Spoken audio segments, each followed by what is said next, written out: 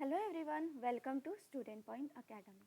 और आज हम देखेंगे लेसन 2 ज्योग्राफी का, that is let us use the gratitude. हमें क्या देखना है? Lesson 2 that is let us use the gratitude. अब ग्रैटिट्यूड क्या है हमने लास्ट लेक्चर में देखा था, है ना। एक ग्लोब है या एक अर्थ है जिसमें जो ये लाइंस होती है वो लैटिट्यूडनल लाइंस होती है और ये लाइंस जो होती है वो लॉन्गिट्यूडनल लाइंस होती है। तो जो नेटवर्क होता है लैटिट्यूड लाइंस का और लॉन्गिट्यूडनल लाइंस का, उन्हें हम बोलते हैं ग्रैटिट्यूड। स्टार्ट करते हैं हम। Observe the globe and answer the following. अब हमें क्या करना है? ग्लोब को देखना है और कुछ क्वेश्चंस हमें पूछा गया है, उसका आंसर देना है। What are horizontal lines on the globe? अब हॉरिजॉन्टल कौन सी है? ये जो लाइन है, ये वाली लाइन, ये लाइन कौन सी है? Equator. List the continent and ocean through which the equator passes. अब यहाँ से कौन सा इक्वेटर पास हो रहा? मतलब हमें बताना है कि ऐसा कॉन्टिनेंट और ओशियन का नाम लिखो जहाँ से क्या हो रहा है? इक्वेटर पास हो रही है। तो देखो यहाँ पे ये इक्वेटर वाली लाइन है, इक्वेटर से एक कॉन्टिनेंट है साउथ अफ्रीका जो पास हो रहा है, फिर अटलांटिक ओशियन है, पैसिफिक ओशियन है, अफ्रीका भी है, फिर मतलब थोड़ा थोड़ा पार्ट है ना जो पास हो रहा है इक्वेटर से, देन पैसिफिक ओशियन भी है। Okay. Encircle the intersection of 0 degree meridian and 0 degree parallel of globe. अब 0 डिग्री कहाँ पे होता है? सेंटर पे। 0 डिग्री कहाँ पे होता है? सेंटर पे। Which ocean are spread in all the 4 hemisphere? चारों हेमिस्फीयर में कौन सा जो ओशियन है वो स्प्रेड है? तो देखते हैं चारों हेमिस्फीयर में, ये एक Arctic Ocean, Pacific Ocean, Atlantic Ocean, Southern Ocean and Pacific Ocean. At which two parallel do all the meridian converge? कहाँ पे होती है? जो हमारे पोल्स होते हैं, है ना, यहाँ पे, इस पैरेलल पे। When we talk about various places, region, rivers, roads, etc., we are actually talking with the reference to the earth. जब भी हम बहुत सारे जगह की, प्रदेश की, नदियों की और रोड की बात करते हैं, तब हम एक्चुअली में अर्थ का रेफरेंस लेके उनकी बात करते हैं, उनका डायरेक्शन बताते हैं या बताते हैं कि ये कहाँ है and all. The location of a place, the extent of region and extent of any linear feature can be described precisely with the help of parallel and meridian. अब हमने लास्ट लेक्चर में ही देखा था, कहीं जो प्लेस है उसकी location हम किससे बता सकते हैं? जो ग्रैटिट्यूड है, जो नेटवर्क है, जो पैरेलल है, जो मेरिडियन है, मतलब जो प्राइम मेरिडियन है और जो पैरेलल्स होती है उनके थ्रू, मतलब लैटिट्यूड और लॉन्गिट्यूड के थ्रू। So the location of a place, किसी प्लेस की location, the extent of region, कोई प्रदेश अगर विस्तारित हुआ है, बड़ा है, and the extent of any linear feature, और अगर कोई भी लीनियर फीचर क्या हुआ है? एक्सटेंड हुआ है। मतलब सपोज कोई रोड एक्सटेंड हुई है, कोई विलेज मतलब विलेज का एरिया बड़ा है या किसी सिटी का एरिया बड़ा है, तो ये सब जो एक्सटेंशन है वो हमें कहाँ पे और कैसे हम डिस्क्राइब कर सकते हैं एकदम परफेक्टली, एकदम सटीक रूप से? तो हम पैरेलल और मेरिडियन की हेल्प से डिस्क्राइब कर सकते हैं। Let us see how to use the gratitude for this purpose. अब हम देखते हैं कि हमने ग्रैटिट्यूड तो समझा और ये भी समझा कि वो क्यों हम यूज करते हैं, बट अब हम देखते हैं कि जो ग्रैटिट्यूड है उसे हम यूज कैसे करेंगे। Verify the following description with the help of world map और a globe in the school. अब कुछ स्टेटमेंट दिए हैं, उन्हें हमें क्या करना है? डिस्क्राइब करना है, या उनकी जो डिस्क्रिप्शन है उन्हें उनका हेल्प लेके हमें बताना है कि ये सही है या नहीं। किसकी हेल्प लेके? वर्ल्ड मैप या ग्लोब की। यहाँ पे हमें ग्लोब जैसा कुछ दिया है। This is the equator and the prime meridian are labelled in the degree. Can you write values of other meridian and parallel? क्या देखो, यहाँ पे अगर 0 डिग्री है, यहाँ पे अगर 0 डिग्री है, तो क्या आप दूसरी लाइक पैरेलल्स की निकाल सकते हो? जी, ये अगर 0 है तो ये होगी 10, ये होगी 20, ये होगी 30, ये होगी 40, ये 50, 60, 70, 80, 90। ठीक है। नाउ स्टेटमेंट क्या है? while describing the location of a place we need to consider only one parallel and one meridian. example, Delhi is located, latitude is longitude. क्या ऐसा है? हाँ, हम नॉर्मली तो हम सारे पैरेलल्स को देखते हैं, बट जब हम डिग्रीज निकालते हैं तो हम एक सेंटर पॉइंट को लेते हैं. For describing the extent of region, we need to consider two parallel and two meridian at the extreme end of the region. Yes. Example, Australia. Now, okay. For describing extent of linear feature like a river, road, we need to consider latitude and longitude of their terminal point. जब हम describe करते हैं linear feature को तो क्या हमें उनकी centre point चाहिए होती है लैटिट्यूड लॉन्गिट्यूड का. हाँ, तभी हम जाके डिग्रीज एंड ऑल निकालते हैं. एग्जाम्पल, रिवर नाइल जो है अफ्रीका में, वो लेक विक्टोरिया से ओरिजिनेट हुई है, जो कि फ्लो करती है नॉर्थ डायरेक्शन में और मेडिटेरियन सी में जाके मिलती है, जो कि अलेक्जेंड्रिया में है. अलेक्जेंड्रिया सिटी के नियर है इजिप्ट में. अब जो लेक विक्टोरिया की जो लोकेशन है वो है 0 degree 45 minute 22 second south latitude और 33 degree 26 minute 18 second east longitude. Similarly the location of, और वैसे ही जो अलेक्जेंड्रिया की लोकेशन है उसका जो लैटिट्यूड है वो 31 डिग्री 12 मिनट है और लॉन्गिट्यूड जो है वो 29 डिग्री 55 मिनट 07 सेकेंड ईस्ट है. These latitude and longitude are considered to describe the extent of a river line. क्या ये latitude और longitude हमें लगेगा जब हम रिवर नाइल की एक्सटेंट को डिस्क्राइब करेंगे? एक्चुअली नहीं, हमें क्या चाहिए होता है? ग्रेटिक्यूल का एक परफेक्ट पॉइंट चाहिए होता है. Now let us use the graticule. हमें क्या करना है? ग्रेटिक्यूल को यूज करना है. तो अब यहाँ पे भी हमें एक मैप दिया है, उससे रिलेटेड हमें क्वेश्चन दिए. कितने सारे क्वेश्चन है, तो यहाँ पे हमें क्वेश्चन से ही सीखना है. Which latitude and longitude define the location of capital of Brazil and Brasilia? अब यहाँ से कौन सी लैटिट्यूड लॉन्गिट्यूड है जो ब्राज़ील या ब्राज़ीलिया को डिसाइड करेगी? तो अगर यहाँ पे है तो यहाँ पे एक ये लैटिट्यूड है और ये लैटिट्यूड है और ये लॉन्गिट्यूड है, ये डिस्क्राइब करेगी parallel and meridian. What would be the longitude extent of Brazil that spread? So यहाँ पे हमें क्या बताना है? 5 degree 15 north 5 degree 15 north 5 degree 15 east north. हमें मैप की स्टडी करनी है, ठीक है.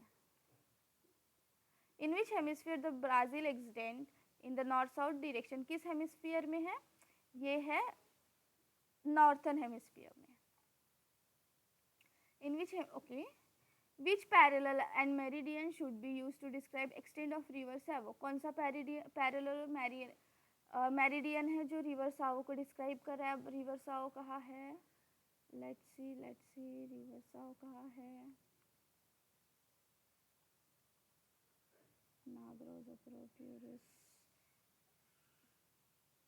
ओके, ये सो ये वाली जो है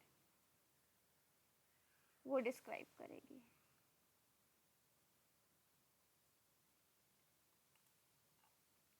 describe the location of Marajo island using the graticule. Graticule का हेल्प करके हमें क्या करना है? मराजो आइलैंड का डायरेक्शन या लोकेशन बतानी है. Where is Marajo island? Where is Marajo island? Okay, this is. यहाँ से हमें बताना है, मतलब यहाँ से हमें लेनी है चीज़ें को, दिस ऐसे सेंटर, अर्थ के सेंटर से.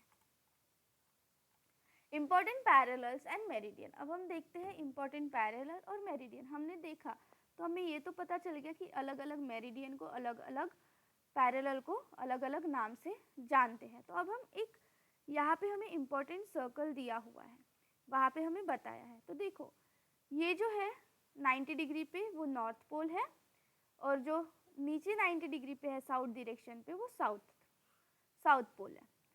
अब जो बीच की लाइन है उसे हम बोलते हैं इक्वेटर, जो कि बीच की पैरेलल होती है, मतलब सबसे मिडल में होती है, जो डिवाइड करती है अर्थ को दो हेमिस्फीयर में, एक साउथर्न हेमिस्फीयर और एक नॉर्थर्न हेमिस्फीयर में.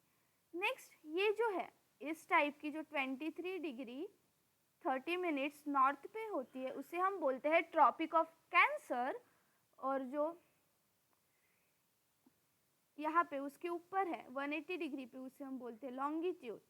देन 66 डिग्री 30 नॉर्थ पे है, उसे हम बोलते हैं Arctic circle. Then 0 degree longitude है ये। नेक्स्ट यहाँ पे एरिया ऑफ परपेंडिकुलर रेस, मतलब इस एरिया को हम परपेंडिकुलर रेस का एरिया बोलते हैं। ये वाला जो एरिया है ट्रॉपिक ऑफ कैंसर से लेके ट्रॉपिक ऑफ कैप्रिकॉर्न तक। नेक्स्ट अब जो एरिया है 166 degree 30 minute north, that is Arctic circle से अंटार्कटिक सर्कल तक, तो उस एरिया को हम बोलते हैं स्लैंटिंग रे, जिसमें डे 24 आवर का रहता है। Then area of very slanting ray, duration of day more than 24 hours. अब ये जो north pole that is south pole से नॉर्थ पोल का जो एरिया है उसे हम स्लैंटिंग रे एरिया बोलते हैं, जिसकी ड्यूरेशन 24 आवर्स से ज़्यादा रहती है। Let us get acquainted with some important parallel and meridian. चलो जानते हैं हम कुछ इम्पॉर्टेंट पैरेलल और मेरिडियन के बारे में। सो all places between 23 degree to 30 minute north and south of equator receive perpendicular ray on 2 days in a year। अब देखो जो एरिया है, जो प्लेस है 23 डिग्री 30 मिनट नॉर्थ और साउथ के बीच का इक्वेटर पे, वो क्या करता है, रिसीव करता है एक परपेंडिकुलर रेस। परपेंडिकुलर मतलब 90 डिग्री रेस रिसीव करता है साल में 2 बार। Other areas of earth never get perpendicular rays, और इनके अलावा that is 23 degree 30 minute north और साउथ के अलावा दूसरे एरियाज में कभी भी परपेंडिकुलर रेस नहीं आती। The parallel at 23 degree 30 minute, अब जो पैरेलल होती है वो 23 डिग्री 30 मिनट नॉर्थ में होती है और 23 डिग्री 30 मिनट साउथ में होती है इक्वेटर की, जिसे हम ट्रॉपिक ऑफ कैंसर और ट्रॉपिक ऑफ कैप्रिकॉर्न कहते हैं। मतलब ट्रॉपिक और कैंसर और ट्रॉपिक ऑफ कैप्रिकॉर्न के बीच में जो एरिया होता है, जो प्लेस होती है, वहाँ पे परपेंडिकुलर रेज आती है साल के 2 दिन, उसके अलावा और कहीं भी नहीं आती। The parallel at 66 degree 30 north and south of the equator are also important parallel. अब जो पैरेलल्स है 66 डिग्री 30 मिनट नॉर्थ और साउथ इक्वेटर से, ये थोड़े से इम्पॉर्टेंट पैरेलल हो जाते हैं, इम्पॉर्टेंट लैटिट्यूड हो जाते हैं। अब इनके बीच में, इन दो पैरेलल के बीच में जो एरियाज है वहाँ पे डे टाइम हमेशा 24 के बीच में होता है, उसे हम बोलते हैं आर्कटिक सर्कल या Antarctic circles. Depending on the season, daytime sun being visible in the sky can be greater than 24 hours in the area between polar circle and poles। अब सीजन के ऊपर डिपेंड है कि डे टाइम या सन sky में कब तक visible होगा। ये 24 आवर्स से ज़्यादा भी हो सकता है on the area of north pole and south pole. जो मैक्सिमम ड्यूरेशन होती है सन की स्काई में अपीयर होने की, वो एटलीस्ट 6 मंथ होती है पोल्स पे बेस्ड ऑन द सीजन। मतलब देखो जो नॉर्थ पोल और साउथ पोल है वहाँ पे हम बोल सकते हैं कि वहाँ पे 6 मंथ स्काई में सन रहेगा और 6 मंथ एकदम डार्कनेस रहेगी। The sun continue to move in a spiral on the horizon. We have seen in standard fifth that the earth axis is incline. हमने देखा था कि जो अर्थ का एक्सिस है थोड़ा सा ऐसे इंक्लाइंड है। This important parallel arise because of inclination by 23 degree 30 minute. और ये इम्पॉर्टेंट पैरेलल है जो है वो अराइज हुई है इसी इंक्लिनेशन के वजह से, जो कि 23 डिग्री 30 मिनट्स का है, due to the duration and intensity of sunlight. अब ड्यूरेशन और सनलाइट की इंटेंसिटी की वजह से अलग अलग टेम्परेचर जोन फॉर्म होते हैं अर्थ पे, जो जोन्स प्रेशर बेल्ट फॉर्म करते हैं। Various in the intensity of sunlight lead to regional diversity in plant and animal. अब जो सनलाइट की इंटेंसिटी है, कहीं पर बहुत ज़्यादा सनलाइट आएगी, कहीं पर बहुत कम आएगी, कहीं पर बहुत मीडियोकर आएगी, तो ये जो वेरिएशन होते हैं सनलाइट का वो लीड करता है, उसके वजह से रीजनल डाइवर्सिटी होती है, मतलब विविधता बनती है प्लांट्स और एनिमल्स में। द 0 डिग्री लॉन्गिट्यूड और prime meridian is an important meridian. अब जो 0 डिग्री लॉन्गिट्यूड है या फिर जो प्राइम मेरिडियन है वो एक इम्पॉर्टेंट मेरिडियन होता है। The main purpose of this is to fix global standard time and coordinate standard time different countries. अब जो मेन पर्पस होता है इस 0 डिग्री लॉन्गिट्यूड या प्राइम मेरिडियन का, वो ये होता है कि वो एक स्टैंडर्ड टाइम ग्लोबली फिक्स करे और कोऑर्डिनेट करे अलग अलग कंट्रीज के स्टैंडर्ड टाइम के साथ। मतलब ये हमें टाइम बताती है, जैसे कनाडा में अभी रात हो रही होगी, ठीक है, अमेरिका में रात हो रही होगी, या फिर ऑस्ट्रेलिया, जैसे यहाँ पे दिन होता है तो वहाँ रात होती है, यहाँ पे शाम होती है तो वहाँ पे सुबह होती है ना। इस तरीके से अलग अलग जो ग्लोबल स्टैंडर्ड टाइम है उसे ये क्या करती है, बताती है। The meridian is also called as Greenwich meridian, ठीक है। अब जो मेरिडियन है उसे हम ग्रीनविच मेरिडियन भी कहते हैं। Global standard time known as GMT, that is Greenwich mean time. अब देखो जो ग्लोबल स्टैंडर्ड टाइम होता है उसे हम कहते हैं जीएमटी, जिसका मतलब होता है Greenwich mean time. The 180 degree meridian is also important. अब जो 180 डिग्री मेरिडियन है वो भी इम्पॉर्टेंट होती है, जो कि प्राइम मेरिडियन से होती है। Other meridian are mark east and west up to 180 degree. दूसरे मेरिडियन को हम ऐसे मार्क करते हैं कि वो 180 डिग्री के ईस्ट में है, वेस्ट में है। The 180 degree meridian lie opposite to the prime meridian. अब जो 180 डिग्री मेरिडियन है वो क्या करती है, लाई करती है प्राइम मेरिडियन के अपोजिट में। The international deadline is marked with reference to the meridian. अब जो इंटरनेशनल डेडलाइन होती है, जो इंटरनेशनल डेडलाइन होती है वो मेरिडियन के रेफरेंस से ही हमें पता चलता है। The equator as well as pair of opposite meridian form great circle. अब जो इक्वेटर है और जो अपोजिट मेरिडियन है, मतलब ये यहाँ पे भी एक सर्कल बनेगा और ये जो अपोजिट है यहाँ पे भी सर्कल बनेगा। Great circle are use for finding minimum distance. अब जो ग्रेट सर्कल है वो हमें बताता है मिनिमम डिस्टेंस फाइंड कैसे कर सकते हैं दो प्लेस का अर्थ के सरफेस में। Okay, here it is, do you know, क्या आपको पता है, this is a Vatican City. Vatican City is known as smallest country in the world. Vatican City को बहुत छोटी सिटी या बहुत छोटी कंट्री के नाम से जाना जाता है। ये स्प्रेड है 0.44 स्क्वायर किलोमीटर में। This country located with in Italy on the Italian peninsula. ये जो कंट्री है वो इटली में है, इटालियन पेनिनसुला में। See the latitudinal and longitudinal extent of this country in figure 2.5। देखो यहाँ पे लैटिट्यूड कितना है और लॉन्गिट्यूड कितना है। लॉन्गिट्यूड है 12 डिग्री 21 मिनट 30 सेकेंड ईस्ट और लैटिट्यूड कितना है 41 degree 54 minute 30 second north. From west to east and also from north to south there is no difference in the degree or minute of a latitude or longitude. अगर आपने देखा होगा north में भी same है, north में भी same है, साउथ में भी सेम है और वेस्ट में भी सेम है और ईस्ट में भी उसका जो लॉन्गिट्यूड है वो क्या है, सेम है, कोई डिफरेंस नहीं है। But difference is only in second. But जो डिफरेंस है वो सिर्फ किस में है, सेकेंड्स में है। From this you will get an idea about the use of smaller unit of minute and second in the angular measurement। और इससे आपको समझेगा कि हमें जो छोटे छोटे पॉइंट्स होते हैं या स्मॉलर यूनिट्स होते हैं उनका भी हमें मेजर करना पड़ता है ताकि थोड़ा तो भी डिफरेंस हम दिखा सके। See this is a Vatican city. यहाँ पे इथियोपियन कॉलेज है, palace of the governorate, Vatican radio, treasury, Saint Peter basilica, Saint Peter square, Vatican library, Pigna garden, that is courtyard. So ये है वेटिकन सिटी का map.